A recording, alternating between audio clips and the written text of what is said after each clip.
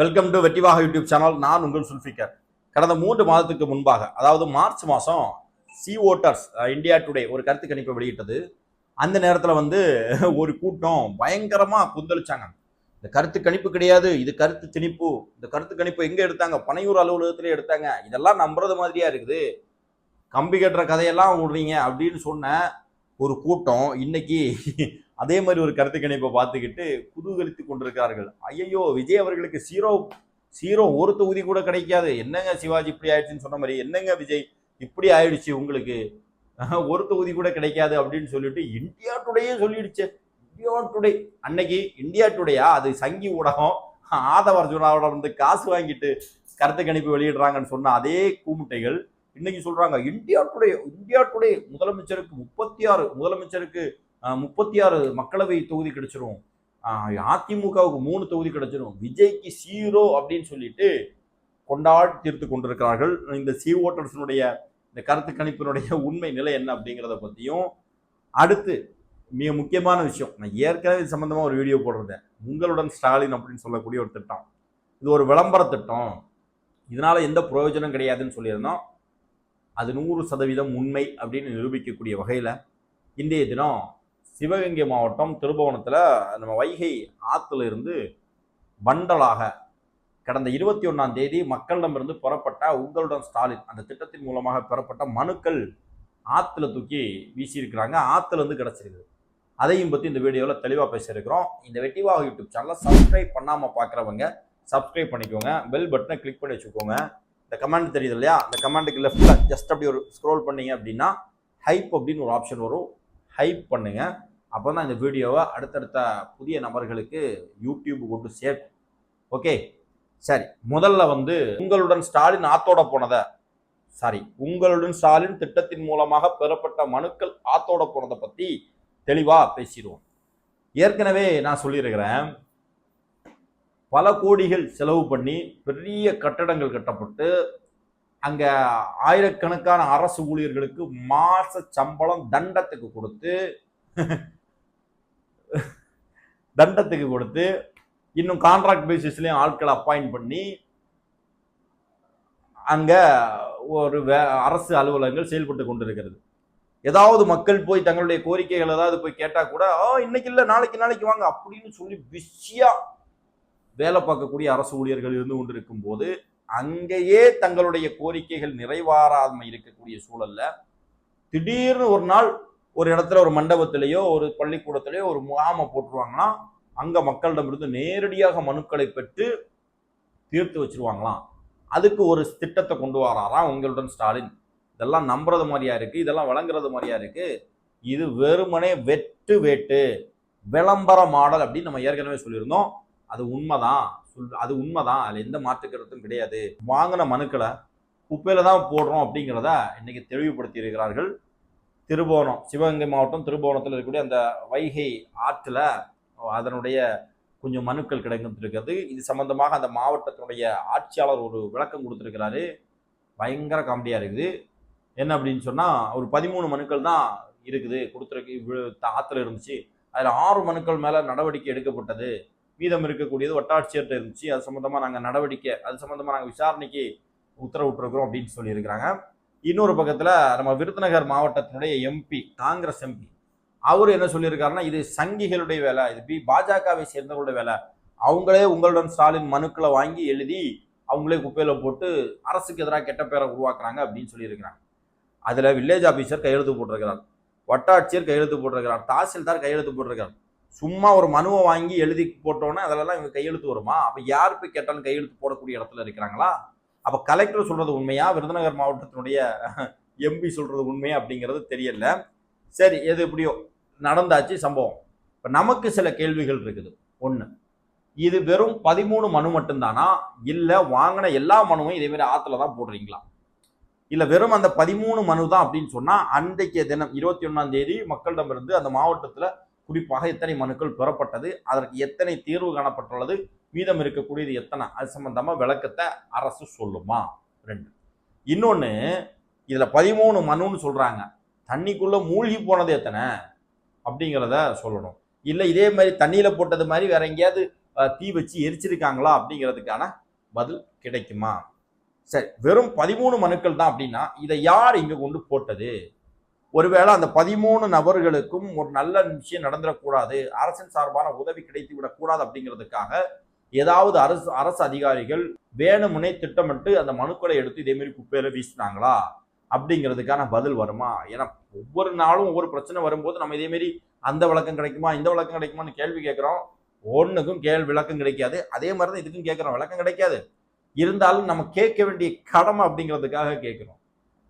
உண்மையிலே வாங்கின மனு அத்தனையுமே நீங்க இதே மாதிரி குப்பையில தான் போடுறீங்களா? ஏன்னா அரசு அலுவலகங்கள் தொடர்ந்து நடந்து கொண்டிருக்கிறது. அங்க எல்லாம் செய்ய முடியாத ஒரு ஸ்கீம் போட்டு நம்ம செய்யவா போறோம்? சும்மா வேணும்னு பேருக்காக விளம்பரத்துக்காக வாங்கியிருக்கிறோம். இதை கொண்டு எங்க கொண்டு அரசு அலுவலகத்துல நம்ம போட்டு அடைச்சி வைக்கிறது? பழைய பேப்பர் கடையிலும் போட முடியாது, சிக்கிடுவோம். அதனால தண்ணியில போட்டு தீயில போட்டு எங்கேயாவது போட்டு அப்படிங்கிறதுக்காக அப்படி இது நடந்துச்சா அப்படிங்கிறதும் நமக்கு தெரியாது. ஆனா நான் சொல்றது நினைக்கிறேன் கடைசியா உள்ளதுதான் நினைக்கிறேன். ஏன்னா நேரடியாகவே முதலமைச்சருக்கு பல மனுக்கள் போகுது. எப்படி முதலமைச்சர் தனிப்பிரிவு இருக்கு இல்லையா, அதுக்கெல்லாம் டைரக்டாவே நம்ம மனுவை கொடுத்தா ஒரு மெயில போட்டா நமக்கு என்ன ரிப்ளை வருதுன்னா, ஒரு 10 நாள் 15 நாள் கழிஞ்சு உங்களுடைய மனு கோரிக்கை நிவர்த்தி செய்யப்பட்டது அல்லது கோரிக்கை முடித்து வைக்கப்பட்டதுன்னு நம்மள்ட்ட கேள்வியே கேட்கறது கிடையாது. நாம அனுப்புற மனுவுக்கு நமக்கு பதிலே ஒழுங்கா வராது, கோரிக்கை முடித்து வைக்கப்பட்டதுன்னு பதில் வருது. இந்த லட்சணத்துலதான் முதல்வர் தனிப்பிரிவு இருக்குது. சரி, அதுதான் அப்படி இருக்குது. அரசு அலுவலகங்கள் தான் மக்களுடைய கோரிக்கைகளை மக்களுடைய குறைகளை கேட்கல அப்படின்னு சொன்னா இப்படி நேரடியாகவது வந்து கேட்டா அங்கேயாவது நமக்கான தீர்வு கிடைக்கும்னு பார்த்தா அங்கேயும் கிடைக்கல. அப்படின்னா மக்களை ஏமாற்றக்கூடிய வேலை தான் இந்த அரசு செய்து. அங்க கிடந்தது வெறும் மனு இல்லை, இந்த மக்கள் இந்த அரசாங்கத்தின் மேல வச்சிருக்கக்கூடிய நம்பிக்கை, இந்த மக்கள் இந்த அரசின் மீது வச்சிருக்கக்கூடிய எதிர்பார்ப்பு. எனவே முதலமைச்சர் மு.க. ஸ்டாலின் அவர்களே, தொடர்ந்து நாங்க ஏன் உங்களை விமர்சனம் செய்யறோம் அப்படின்னா இதுதான் காரணம். உங்களுடைய நிர்வாகம் சரியில்லை, நிர்வாக செயல்பாடுகள் சரியில்லை, ஒரு திறனற்ற ஒரு நிர்வாகமாக நடந்து கொண்டிருக்கிறது அப்படிங்கிறதுனாலதான் தொடர்ந்து நாங்க உங்களை விமர்சனம் செய்யறோம். இது இருக்கக்கூடிய நாள்லயாவது ஒரு தெளிவான ஒரு அரசாங்கத்தை நடத்துவதற்கான முயற்சியை செய்யுங்க. சும்மா வெட்டு விளம்பரங்களை வச்சுக்கிட்டு மக்கள் அதன் மூலமாக மூளை செலவை செய்து அதுல வாக்குகளை வாங்கி வெற்றி பெற்று மீண்டும் ஆட்சிக்கு வரலான்னு சொல்லி கனவுளை நினைக்காதீங்க. நடக்கவே நடக்காது, விடவே விட மாட்டோம். சி ஓட்டர்ஸ் இந்தியா டுடே நிறுவனம் நடத்திய கருத்து கணிப்பு இன்றைக்கு வெளியாகி இருக்கிறது. கடந்த ஜூலை 1ஆம் தேதியிலிருந்து ஆகஸ்ட் 15ஆம் தேதி வரையிலும் நடத்திய ஒரு கருத்து கணிப்பு. கிட்டத்தட்ட 2 லட்சம் பேர்கிட்ட கருத்து கணிப்பு கேட்டதாக சொல்றாங்க. உண்மையிலே இந்த கருத்து கணிப்பை இன்னைக்கு வச்சுக்கிட்டு திமுகவுடைய கும்பல் பாத்தீங்களா, திமுகவுக்கு இவ்வளவு கிடைக்கிறது அப்படிங்கிறதுல உங்களுக்கு ஒரு பெரிய விஷயம் இல்லை, விஜய்க்கு ஜீரோன்னு போட்டாங்க அப்படின்னு சொல்லிட்டு கொஞ்சம் குதூகலிச்சுக்கிட்டு இருக்கிறாங்க. இது சட்டமன்ற தேர்தலுக்காக எடுக்கப்பட்ட கருத்து கணிப்பு கிடையாது.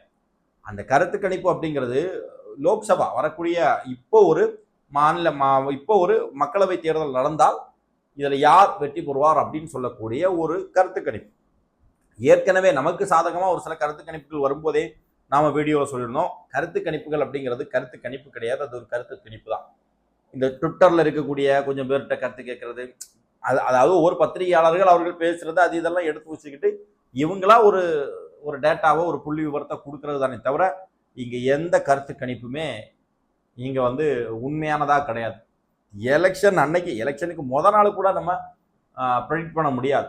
எலெக்ஷன் அன்னைக்கு மக்களுடைய மனநிலை எப்படி இருக்கோ அதை பொறுத்தான் தேர்தலுடைய முடிவுகள் வரும். அதனால இந்த கருத்து கணிப்புகளெல்லாம் நம்ம ஒருபோதும் ஏற்க போறதில்லை. ஆனா இந்த கருத்து கணிப்புல என்ன சொல்லியிருக்காங்கன்னா, கிட்டத்தட்ட தமிழ்நாட்டில் இருக்கக்கூடிய 39 மக்களவை தொகுதியில 36 மக்களவை தொகுதியில இன்னைக்கு தேர்தல் நடந்தாலும் திமுக ஜெயிக்கும். 3 தொகுதியில வந்து சஃப்ரான் பார்ட்டி யாரை சொல்றாங்கன்னு தெரியல, பிஜேபி சொல்றாங்க. ஆனா தமிழ்நாட்டில் ஒரு பிரதான எதிர்கட்சி அப்படிங்கிற பேர்ல அதிமுக இருக்குது அப்படிங்கிறத எல்லாருமே மறந்துட்டாங்க. ஆமா, எல்லாருமே மறந்துட்டாங்க. 2வது இடத்துல, அதாவது 3 தொகுதியை வந்து சஃப்ரான் பார்ட்டி அப்படின்னா பிஜேபி ஜெயிக்கும்னு அவங்க சொல்ல வராங்க. எந்த அடிப்படையில் அது சொல்றாங்கன்னு தெரியல. அதை கொண்டாடிக்கிட்டு இருக்கிறான் திமுக காரன். ஏன்னா திமுகவுக்கு ஏற்கனவே அவனுடைய எண்ணமே என்னன்னா, திமுக வெர்சஸ் டிவிக்கு அப்படிங்கிற போட்டியில அவங்களுக்கு விருப்பம் கிடையாது. அவங்களுக்கு எப்பவும் அதிமுக கூட தான் மோதணும் அப்படிங்கிற மனநிலை இருக்கு. அதிமுக அல்லது பிஜேபி கூட தான் மோதணும், டிவிக்கே மாதிரியாக இருக்கக்கூடிய ஒரு கட்சி கூட மோதணும்னா அவங்களுக்கு மிகப்பெரிய தோல்வி ஏற்படும் அப்படிங்கிறது அவங்களுக்கு தெரிஞ்சிருக்கு. அதனால அதை எப்படியா மாற்றணும் அப்படிங்கிறதுக்காக முயற்சி இறக்கிறாங்க. அதுக்கு இந்தியா டுடேயும் இவர்களுக்கு உதவி செய்து அப்படிங்கிறதா மிக முக்கியமான விஷயம். இதுல என்ன அவங்க சொல்ல வராங்க அப்படின்னா, அதுல அந்த அந்த ஆர்டிகிள் அப்படிதான் சொல்லுது. அதாவது திமுக வந்து அதிமுகவுக்கு விழக்கூடிய, அதாவது திமுக மேல ஒரு ஆன்டி இன்கம்பன்சி இருந்தா கூட திமுக அந்த தேர்தலில் ஜெயிக்கும்.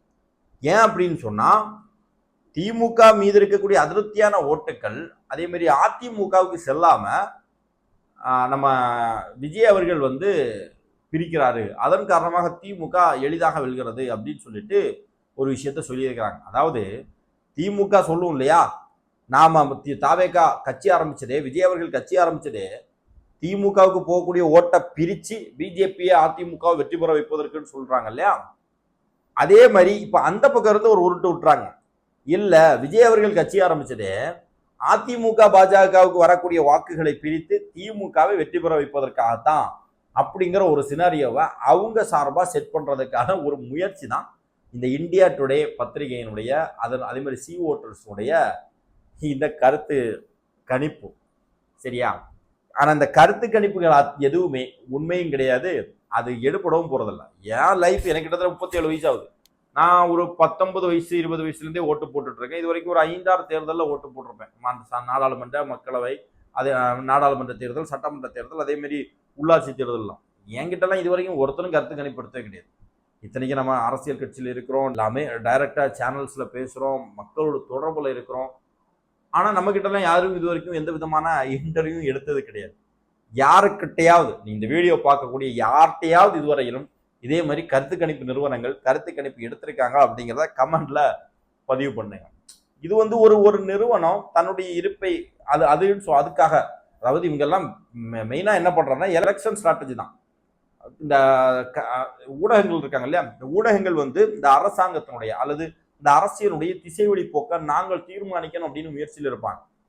நான் ஏதாவது ஒரு டாபிக்கை எடுத்து போட்டு அல்லது ஏதாவது ஒரு சினாரியாவை இவர்களே கிரியேட் பண்ணிக்கிட்டு அதுக்கு ஏற்றது மாதிரி கட்சிகளும் சரி மக்களும் சரி ரியாக்ட் பண்ணணும் அப்படிங்கிறதான் இவர்களுடைய நோக்கமே. அதைத்தான் இந்த கருத்து கணிப்புகள், தேர்தலுக்கு பல மாதங்களுக்கு முன்பான கருத்து கணிப்பு, தேர்தலுக்கு முந்தைய கருத்து கணிப்பு, தேர்தலுக்கு பிந்தைய கருத்து கணிப்பு எல்லாம் எனக்கு தெரிஞ்சு கடந்த பல வருஷமா எடுக்கக்கூடிய கருத்து கணிப்புகள் தனிப்பெரும்பான்மை பிஜேபி பெறும்னு சொன்னாங்க கடந்த 2024. அந்த கருத்து கணிப்புகள் எல்லாம் பொய்யாதான் போயிருக்கு. இதே இந்தியா டுடே வெளியிட்ட கருத்து கணிப்புகளே, சி ஓட்டர்ஸ் வெளியிட்ட கருத்து கணிப்புகளே பொய்யா போயிருக்கு. அப்படி இருக்கக்கூடிய பட்சத்துல திமுக காரங்க ரொம்ப துள்ள வேணாம் கருத்து கணிப்பு அப்படின்னு. நாளைக்கே மீண்டும் இந்த கருத்து கணிப்பு மாறலாம். அப்ப நீங்க என்ன சொல்லுவீங்க, ஐயோ ஆதவ அர்ஜுனா காசு கொடுத்து கருத்து கணிப்பை வெளியிட்டுட்டாரு அப்படின்ட்டு. இதுல தமிழ் கேள்வி செந்தில் எல்லாம் கூட இதை பத்தி பேசியிருக்கிறார். இதே செந்தில், இதே திமுகவுடைய கொத்தடிமைகள், அறிவாலய கழுதைகள் ஒரு 3 மாசத்துக்கு முன்னாடி ஐயோ கருத்து கணிப்பு எங்க எடுத்தாங்க, பனையூர் வாசல்லையே எடுத்தாங்க, எங்க எடுத்தாங்க கருத்து கணிப்பு, இது கருத்து கணிப்பே கிடையாது, இது திணிப்பு, அதான் இது பொய் புரட்டு அப்படி இப்படின்னு வளர்னவங்க இன்னைக்கு வந்து பார்த்தீர்களா கருத்து கணிப்பை பார்த்தீர்களா, திமுக 36 இடங்களை வெல்கிறது, ஆன்டி இன்கம்பன்சி இருக்குன்னு சொன்னாங்க, அது இருக்குன்னு சொன்னாங்க, ஆனா மக்கள் எங்களை தான் ஆதரிக்கிறார்கள், விஜய் எல்லாம் ஒரு இதுல வரவே இல்லை, ஒரு 0 அப்படின்ட்டு. இது மக்களவை தேர்தல் இப்ப நடக்க போகுதா? மக்களவை தேர்தல் சமீபத்தில் 2024 தான் நடந்து முடிஞ்சிருக்கு. வரக்கூடியது சட்டமன்ற தேர்தல். மக்களவை தேர்தலுக்குன்னு கேள்வி கேட்டா அப்படிதான் பதில் சொல்லுவான். அது கூட அப்படி சொன்னாங்க அப்படிங்கிறது 2வது விஷயம். மாநிலங்கள் சட்டமன்ற தேர்தலில் முடிவு எப்படி இருக்கும்? சட்டமன்றம் ஏன்னா 3 மாசத்துக்கு முன்னாடி கடந்த மார்ச் மாசத்துல இதே இந்தியா டுடே சி ஓட்டர்ஸ் ஒரு கருத்து கணிப்படுத்து. அதுல 27% முதல்வர் மு க ஸ்டாலினுக்கு முதல்வர் அப்படிங்கிற ஒரு இதுக்கு கொடுத்தாங்க. தமிழக வெற்றி கழகத்திற்கு தளபதி விஜய் அவர்களுக்கு 18% கொடுத்திருந்தாங்க. எடப்பாடி பழனிசாமிக்கு 8% என்னதான் கொடுத்தாங்க. 8% வாக்கு வாங்கக்கூடியவங்க எப்படி 3 தொகுதிகளை கை பெறுவார்கள் அப்படிங்கிறதெல்லாம் தெரியல. அப்ப இது முழுக்க முழுக்க ஒரு கட்சிகளை ஜஸ்ட் ஒரு அஜிடேட் பண்ணி பார்க்கணும் அப்படிங்கிறதுக்காக வரக்கூடிய கருத்து கணிப்புகளாம் தானே தவிர இது உண்மை கிடையாது. தமிழக வெற்றி கழகத்தினுடைய தொண்டர்கள் இதை பார்க்கக்கூடியவங்க எல்லாம் எந்த வகையிலுமே வருத்தப்பட வேண்டாம். களம் நிலவரம் நமக்கு சாதகமாகவும் இருக்குது.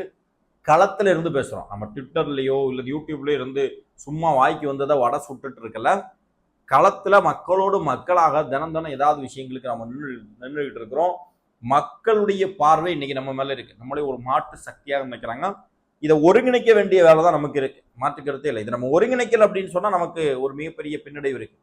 அதை ஒருங்கிணைச்சோம், ஒரு நல்ல நிர்வாகம், ஒரு மாவட்ட நிர்வாகத்திலிருந்து ஒரு ஒன்றிய நிர்வாகத்திலிருந்து பேரூர் நிர்வாகத்திலிருந்து ஈவன் பூத் கமிட்டி வரையிலும் சிறப்பாக செயல்பட்டு நம்மை ஆதரிக்கணும்னு நினைக்கக்கூடிய மக்களை சிறப்பாக ஒருங்கிணைச்சு இந்த ஓட்டத்தினையுமே நமக்குன்னு போடக்கூடிய வாக்குகளை அவர்களுக்கு நம்பிக்கையை கொடுத்து கன்ஃபார்மா போல் பண்ண வச்சுட்டோம் அப்படின்னு சொன்னா நிச்சயமாக அறுதி பெரும்பான்மையோடு தமிழக வெற்றிக் கழகம் வரக்கூடிய 2026 தேர்தலில் வெற்றி பெற்று தளபதி அவர்கள் முதலமைச்சர் ஆவார்கள் அப்படிங்கிறதா நிதர்சனமான உண்மை. மாநாடு தெளிவுபடுத்திய முதல் மாநாடும் சரி, 2வது மாநாடும் சரி, சில முட்டாள் பீஸுகள் இருந்துகிட்டு கணக்கு போட்டுட்டு இருக்கிறான். இந்த மாநாட்டில் மொத்தம் 15 லட்சம் பேர் வருவாங்களா, அந்த 15 லட்சம் பேர்னு சொல்லி பார்த்தா தொகுதிக்கு 1000 பேர் தான் வருது. இந்த 1000 பேர் அல்லது 10,000 பேருடைய வாக்குகளை வைத்துக்கொண்டு எப்படி முதலமைச்சர் ஆவார் விஜய் அப்படின்னு சொல்லிட்டு கேட்குறாங்க. ஒரு அக்கா எல்லாம் வீடியோ போட்டிருந்து, ஏண்டா கிறுக்கு கூமுட்டிகளா, மாநாட்டுக்கு வந்தவன் தான் அத்தனை பேர், 15 லட்சம் பேர்.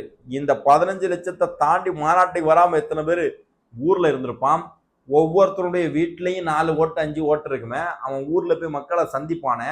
அப்படி பார்க்கும்போது கிட்டத்தட்ட 15 லட்சம் அப்படிங்கிறதே ஒருத்த 5 ஓட்டை கன்வெர்ட் பண்ணாலே எத்தனை லட்சம் ஆகும்? அந்த கணக்கெல்லாம் பார்க்கறது கிடையாது. அப்படி பார்த்தா திமுக மாநாட்டில் தான் 10,000 பேர் தானே வரான். இப்போ 10,000 ஓட்டு தான் திமுக கிடைக்குமா? லூசு மாதிரி பேசிட்டு இருக்கிறான். இதை அறிவாளி நினைச்சிட்டு அதுக்கு கீழே போயிட்டு சூப்பரக்கா, கரெக்டான புள்ளி, ஒரு அருமை, அழகு, சூப்பர், விவரம் கெட்ட வெங்கிகளா. சரி, ஓகே. இதுதான் இந்த 2 டாபிக் தான். நிறைய விஷயங்கள் பேசணும்னு நினைச்சோம், ரொம்ப நேரம் போயிட்டு இருக்கு. இந்த 2 டாபிக் தான். ஒன்று சி ஓட்டர்ஸுடைய கருத்து கணிப்பு, அது குப்பையில போக வேண்டிய கருத்து கணிப்பு. அதாவது இந்த திருபுவனத்தில் ஆத்துல பூச்சி இல்லையா கருத்து கணிப்பு, அதே மாதிரி ஆத்துல பூச்சி இல்லையா மு.க. ஸ்டாலின் அவருடைய உங்களுடன் ஸ்டாலின் மனு, அதே மாதிரி இந்த சி ஓட்டர்ஸ் கருத்து கணிப்பும் ஆத்துல போக வேண்டியது. 2வது மிக முக்கியமான விஷயம், நம்ம ஏற்கனவே பேசுறது மாதிரி உங்களுடன் ஸ்டாலின் அப்படிங்கிற திட்டம் முழுக்க முழுக்க மக்களை ஏமாற்றக்கூடிய விளம்பர அரசியல் தான் அப்படிங்கிறதுக்கான சான்று தான் இன்றைக்கு சிவகங்கை மாவட்டம் திருபுவனத்தில் அந்த உங்களுடன் ஸ்டாலின் மனுக்கள் அந்த தண்ணீர்லேருந்து எடுக்கப்பட்டதற்கான காரணம் அப்படிங்கிறதையும் தெளிவாக சொல்லிக் கொள்கிறோம். அன்பார்ந்த சகோதரர்களே, இந்த வீடியோ சம்பந்தமாக உங்களுடைய மேலான கருத்துக்களை பதிவு செய்யுங்கள். நன்றி.